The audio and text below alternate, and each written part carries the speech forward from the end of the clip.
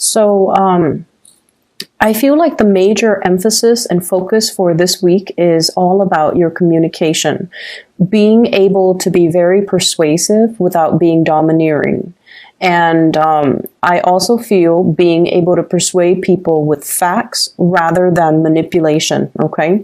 A lot of the times when we want somebody to kind of do things that we think they should do, and we kind of justify it by saying, oh, it's for their better good, it's for their greater good, or it's for their best interest. And we might be in a position where we kind of spin the truth or omit truths, or spin a situation so that it skews other people's perception in a specific direction, and that is manipulation. So I feel like this energy is coming in with both of these spreads. So you want to be a little bit careful about your intentions, and you want to be a little bit, mindful about not infringing on people's free will. And even if they make decisions that you don't agree with, it's really important to provide the whole truth so that other people can, make informed, enlightened decisions. Okay. When it comes to your romantic sector, I feel like you're dealing with a partner who you consider to be kind of like the pillar of stability, okay? You have a really, really stable romantic partner in your life that you're either coupled up with, or somebody that you are thinking about heavily, or you're really in love with. The person shows up as the Ten of Pentacles. So this is their energy. And what it denotes to me with this Ten of Pentacles is someone who's very, very career-oriented. They're very family-oriented as well. They keep in touch with their extended family members, grandparents, parents, nieces and nephews, aunts and uncles. So it's somebody that comes from a large family, and they take family roles and relationships very, very, very seriously.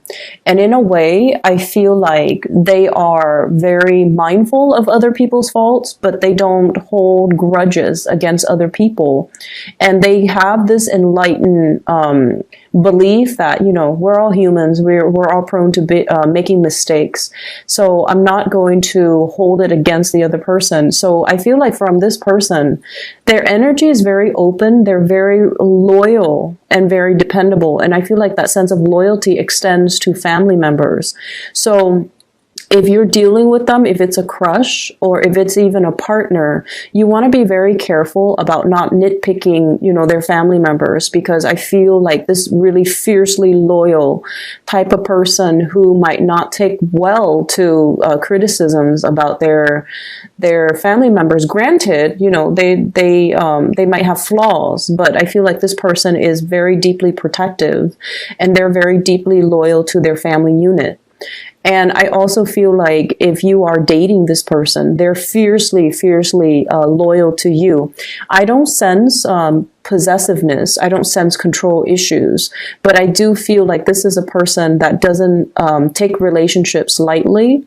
And they might not have dated around a lot. So I feel like somebody who's a late bloomer, somebody who, really believes in the institution of marriage, and they're a little bit more old school, a little bit more traditional, and I feel like they do want to embody the traditional gender roles or the traditional family value where one person's the breadwinner, the other person takes care of the kids. It might not be as old school and as archaic as that, but I feel like deeply they're very, very entrenched in the past, and they are very reliable, a really good provider, somebody that has property, somebody that even works in the financial industry, okay?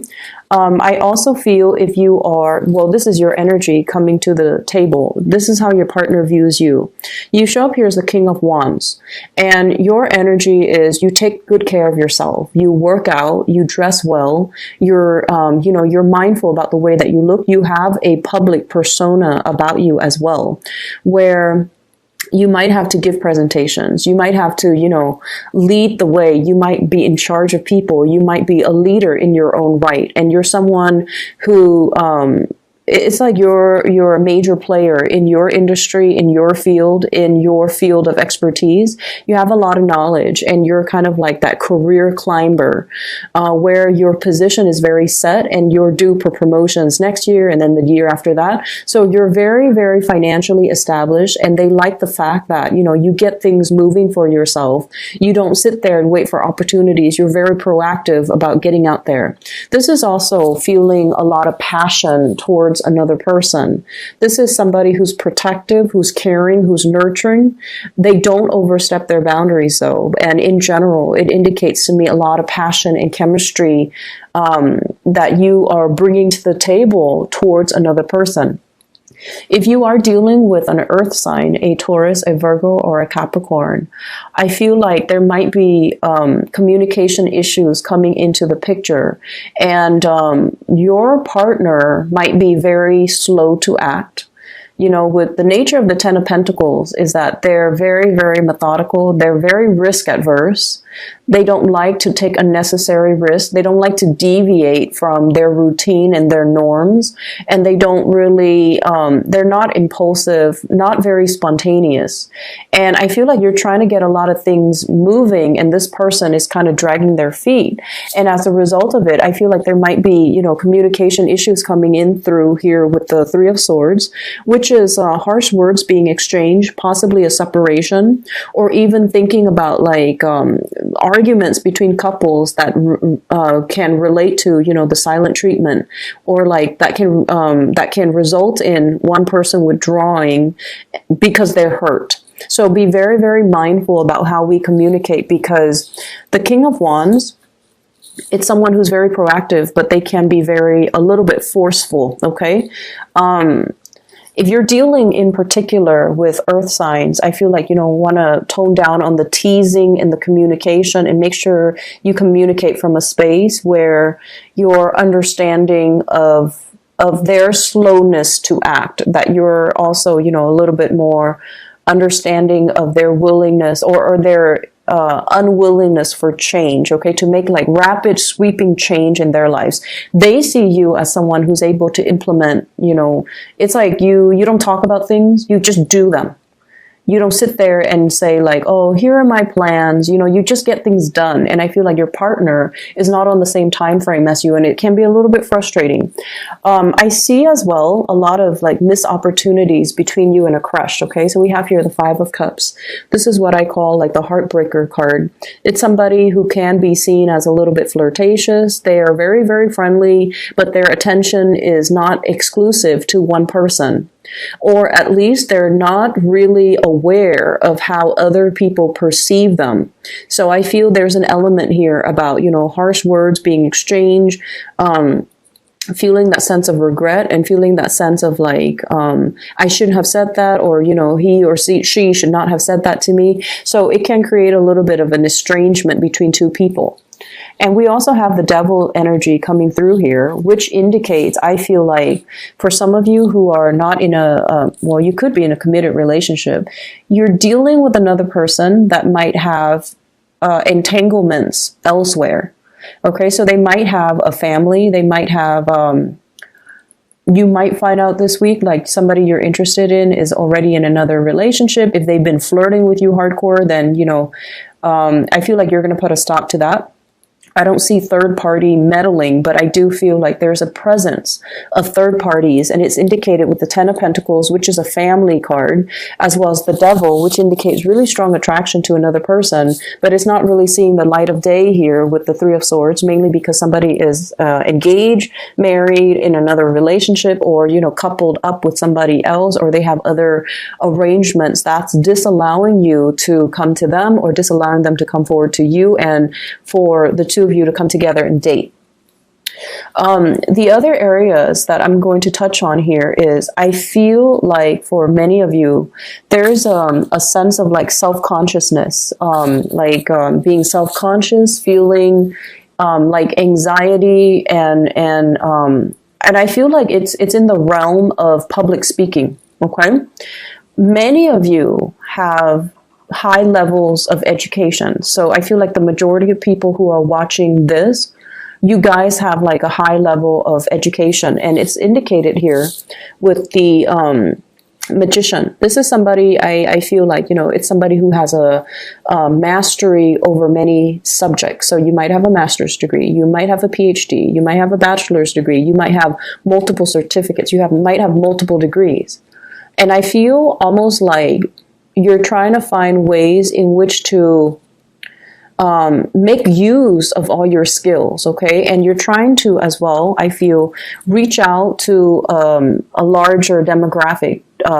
You're trying to reach out to a larger group of people. And what I'm sensing is, with this world card, I feel like there's a lot of hesitation, even though you are a major player in your field. I feel like there's hesitation and reservation from your end about public speaking, about speaking out, about being center stage, about, you know, having all eyes on you. It can make you feel a little bit uncomfortable. And I mentioned before with Virgo people, you're very good at working behind the scenes and letting somebody else shine under that spotlight. You're not an attention hog, you know, but I also feel like you're thrust into some type of a new work situation where your ability to speak, your ability to be very eloquent with your speech, to be very concise with your communication, and to be very articulate. Somewhat like, if it's interpersonal relationship, you do just fine.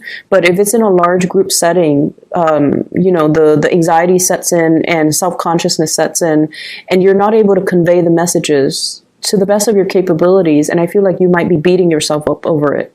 Rehearse, rehearse, rehearse. Okay, rehearse so that everything flows naturally, and so that you're not scrambling at the last minute. Just rehearse. It does wonders for you. Okay. So I see that element coming through where there's like social anxiety, or even like public speaking, fear of public speaking and things like that. I feel for many of you, there are, it's like making decisions with another person, trying to decide. And I feel like it's heavily work focused. Okay. I see a lot of work trips, a lot of travel and movement happening for you guys as well. And I feel some of you are finishing up something, like possibly publishing. You're trying to get people to publish it, or you are trying to attend like conferences where you have to, you know, talk about what you just published. And then I also feel people finishing up something, possibly finishing up with school, and then traveling to, you know, for job interviews, traveling to try to find financiers or funding for some type of project. It's going to be a very busy week, but I see this big element about you rubbing elbows with people that are also major players in their field, and they're going to be able to give you a lot of assistance, a lot of technical expertise, and it's going to really help you overcome a lot of these issues, okay?